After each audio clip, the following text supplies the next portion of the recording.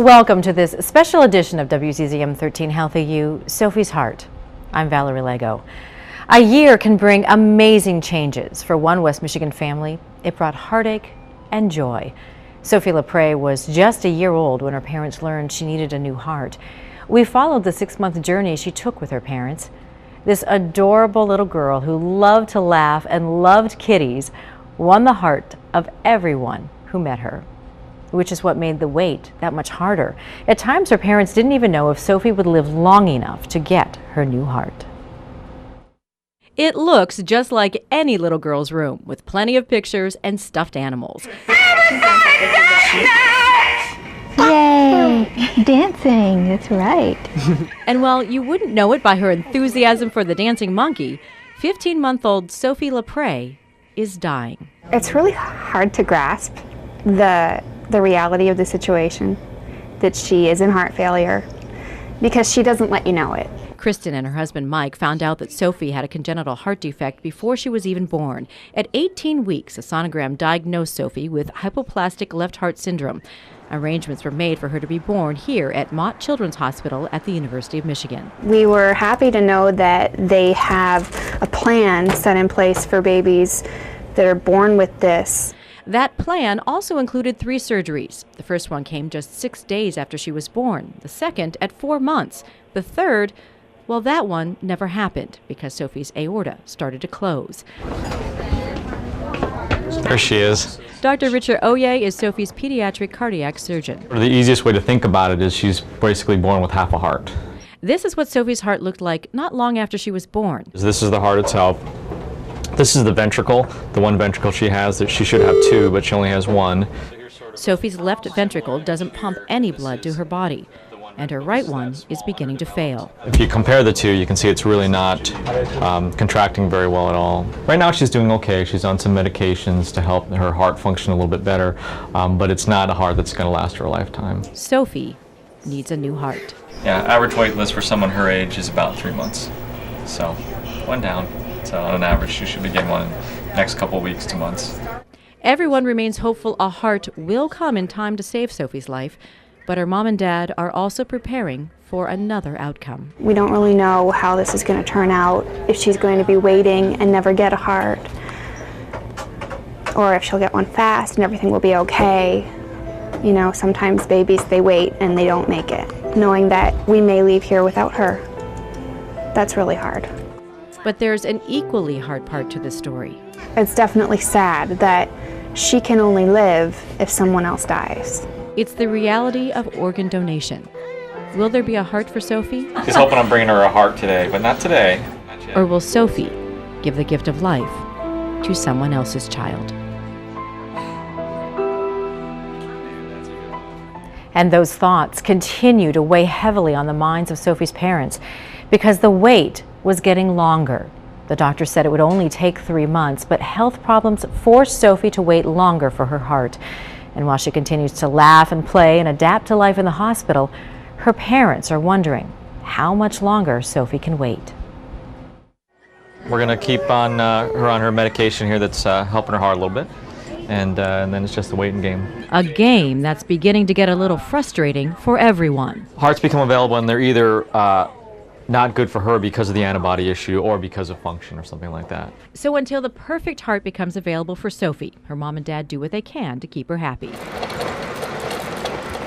Long walks through Mott Children's Hospital in Ann Arbor are a common part of the routine as they try to give their daughter a break from her hospital room. At first you think, okay, so we'll wait 3 months, she'll get her heart, and we'll go home and everything will be fine. So now it's been more than 3 months, and it doesn't look like they're going to be accepting an offer anytime soon because they want to get her antibodies down, which is a good thing, but at the same time, that gives her heart more time to fail. Sophie's had a few setbacks. A brief stay in the ICU over the last month forced her to be temporarily removed from the donor list until her immune system got stronger. But it's still not the best. University of Michigan pediatric cardiac surgeon Dr. Richard Oye is coming up with ways to make sure Sophie gets the next available heart. When I actually go to do the transplant, what I can do is actually do what's called an exchange transfusion, and I can basically drain out all her blood and replace it with blood from the blood bank that won't have those preformed antibodies. It's hard to think about, especially when you look at Sofi. She seems so healthy. As happy as she looks right now, she's not always stable. They have to intervene at least once or twice a week. Which makes her parents worry. It's like the longer you wait here, I don't know, the more of a reality it becomes.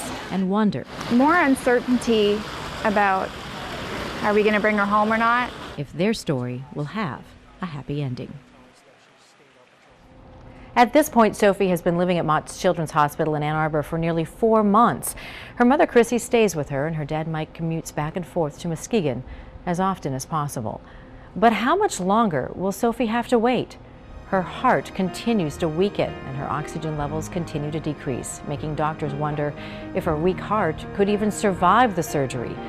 The next challenge Sofi and her parents face is coming up when this WZZM 13 Healthy You Special, Sofi's Heart, continues.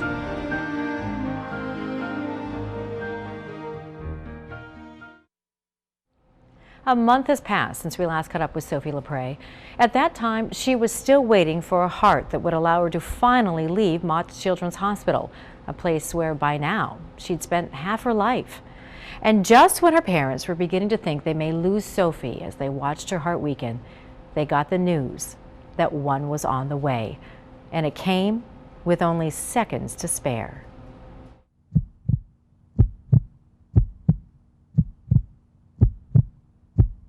The waiting is finally over for Sofi LaPrey. In the last, week or so, she's really started to go downhill.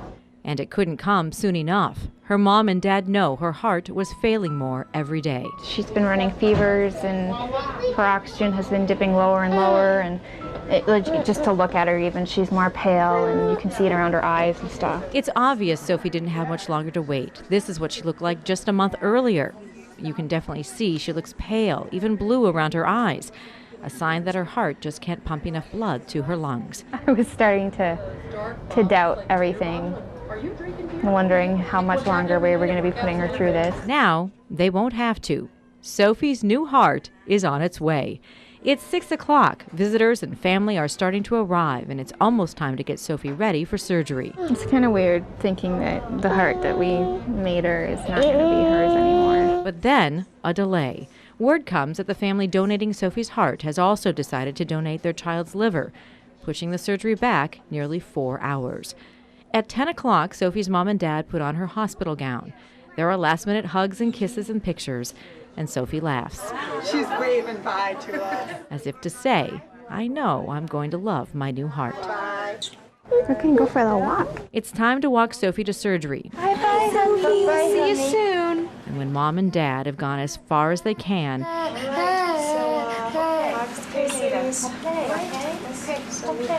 they hand Sofi over, but it isn't easy. Sofi's cries are more than heartbreaking. Mom and dad take in the moment. This could be the starting of everything going better for her, or this could be the end. Sofi's mom doesn't realize just how true those words are. Moments later, pediatric cardiac surgeon Dr. Richard Oye is preparing to remove Sofi's heart, but she's too weak, and her heart stops. So we weren't necessarily going to go on bypass this early, but since her blood pressure was low, we'll go on bypass now. Sofi is immediately attached to the heart-lung bypass machine, which keeps her alive while they remove her heart. It's unusual this early in the surgery, but a necessity in Sofi's case. Her heart was just too tired to handle the stress of surgery. It takes over an hour to remove her heart. At 1:10 a.m., the new heart arrives from somewhere in the Detroit area. Sofi lives without a heart for a few minutes while her new one is prepared. It takes nearly 90 minutes to attach the new heart, but even longer to get Sofi to accept it. Finally, at 5 a.m., Sofi's new heart is beating on its own. Well, she looks good. A tired but relieved Dr. Oye says he's happy with the outcome of the surgery. The function is a little bit depressed, which is what we normally see anytime if you'd imagine the heart being outside of the body for 2 hours and then be expected to start working again.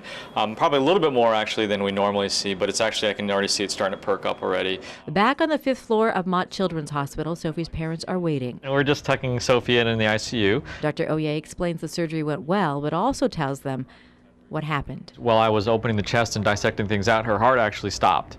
So that's a good indicator that she really was sort of at the end of the road with that heart. In a few hours, they'll visit Sophie and her new heart in the ICU. For now, they'll pass the time thinking about the future. One thing she's never seen yet in her short life so far is she's never seen the sunset. Sunsets and sandcastles and Sophie's first steps. Because now, she'll be strong enough to take them. It's going to be so different having a baby with a whole heart. A heart that's filled with love for her family and the one that gave her the gift of life. Just 8 hours after Sophie's transplant surgery, she had to be put on an ECMO machine that would oxygenate her blood, essentially keep her alive. Children placed on ECMO only have about a 62% survival rate. The setbacks that she endured after the heart transplant. When this WZZM 13 Healthy You special, Sophie's heart returns.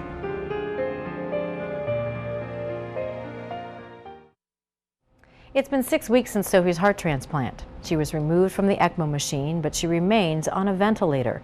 Her parents thought things were finally getting better, but then another setback.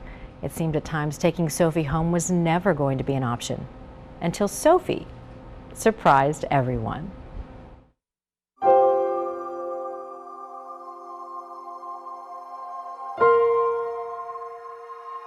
This is the last time we saw Sophie LaPrey in the ICU at Mott Children's Hospital in Ann Arbor, just a few hours after her heart surgery. It seemed the worst might be over. Her parents looking forward to the future. One thing she's never seen yet in her short life so far is she's never seen the sunset. But it seemed those plans would have to be put on hold because just a few hours after we left the hospital, Sophie's mom sent us a text message. Sophie isn't breathing on her own. She'll need to be put on ECMO, a machine that would remove Sophie's blood and oxygenate it for her, then cycle it back into her tiny, frail body. When Sophie was being put on ECMO and was not doing well, I mean, just moments before they put her on ECMO, I thought for sure that she was going to die within minutes. Sophie spent 40 hours on the machine before finally showing signs of progress, and just when her mom and dad thought they'd be taking her home, another roadblock. Sophie's diaphragm wasn't working. She would need a semi-permanent tracheotomy, something the University of Michigan had never performed on a pediatric heart transplant patient. So it would mean moving to Houston. We have family in Houston, and we thought, okay, we're going to need to sell our house and move to Houston, have her transferred there, and continue from there. But during the time that Mike and Chrissy LaPrey spent getting their house ready to sell, something amazing happened. Sophie's diaphragm began to work, and it seemed that she'd only need one more surgery. And it was a very slow weaning process to get her to breathe on her own fully, but she did it, and now she's home, and we don't have to move. Where's the kitty? There he is! Go get him. Home with her mom and dad and her kitty. We wondered if she would remember anything, but she was so young when she left here. But she crawls around like she's lived there her whole life, instead of just half of it, something her parents still find hard to believe. I kept saying to Mike, Sophie's home. Tango is tall and Roo is small. And those noisy toys that can sometimes drive parents insane are music to her parents' ears. It doesn't faze us because if we hear her playing with her toy and making noise, it means that she's alive. And it's never bothered us to hear her being repetitive with the same toy over and over and over because we just think it's so funny and so cute right now. Yeah, it just sounds so much better to us than the constant alarm of an IV pump going off. But what sounds even better is the beating of the healthy heart that saved Sophie's life. Sophie's parents are grateful to the family that donated their child's heart, even more now because they came so close to losing Sophie. And I just remember being at her bedside, feeling completely defeated and just like my whole world was about to end. And to think that the family that donated her heart went through that and yet still were gracious enough to donate the heart. yeah, that they would do that is pretty amazing. And so is Sophie's story. Although far from finished, she's made it back to where it all started. Sophie is home.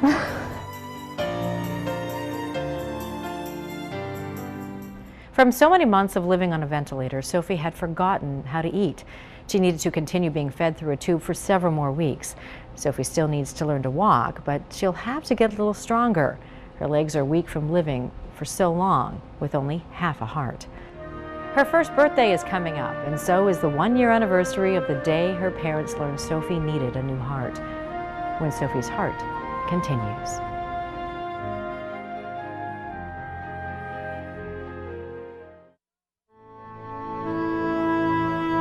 A lot has happened to the LaPrey family in the last year, from learning Sophie needed a heart transplant to 2 near-death experiences. Now her parents are looking back at a year that changed Sophie's life forever because she has a new heart. Meow. Sophie's new heart is definitely giving her a chance to be an ordinary 2-year-old. And now that she's walking, it's also giving her independence that she never had before. That's probably the most amazing thing, is seeing her walk, because that's such a milestone for her that we never knew if she would have. And Sophie is using it to discover her world. And it was just amazing to think back how far she's come.